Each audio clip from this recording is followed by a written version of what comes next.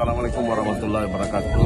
Jadi pagi hari ini kita menyalurkan bantuan dari Bapak Kapolda Aceh, Bapak Irjen Pol Dr. Andus Marzuki Ali Basyah kepada personil Polres Gaya Luas yang terdampak bencana pasca bencana banjir.